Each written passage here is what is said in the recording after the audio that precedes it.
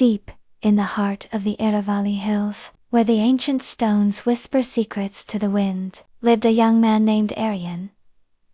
He was a dreamer in a world of doers, a collector of stories in a village that only valued harvests. One evening, while the sun dipped below the horizon, painting the sky in shades of saffron and violet, Arian found a weathered wooden box, buried beneath the roots of a giant banyan tree. Inside was not gold or jewels, but something far more curious. A silver compass that pointed not north, but toward one's greatest untapped potential. The journey begins. Intrigued, Arian followed the needle. It led him away from the familiar, dusty paths of his village, and toward the Whispering Gorge. The locals feared the gorge, claiming the echoes there could drive a person mad, but Arian felt a strange pull of courage. As he entered the narrow pass, the air grew cool and smelled of rain and jasmine. The walls of the canyon were covered in glowing moss that pulsed like a heartbeat. Suddenly, the compass stopped spinning and locked onto a small, hidden cave. Entrance: the Trial of Echoes.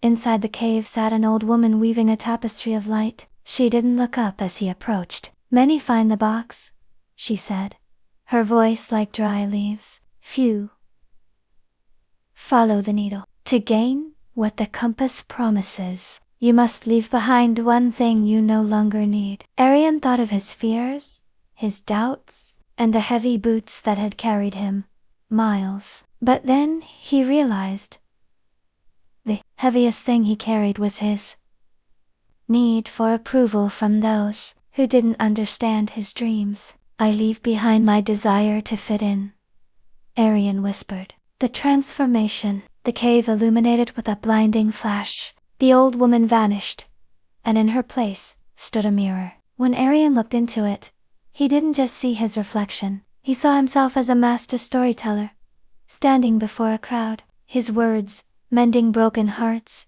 and inspiring weary souls. He realized the compass hadn't led him to a treasure, but to the clarity he had been seeking all along. He returned to his village, not as the boy who wandered, but as the man who knew exactly where he was going.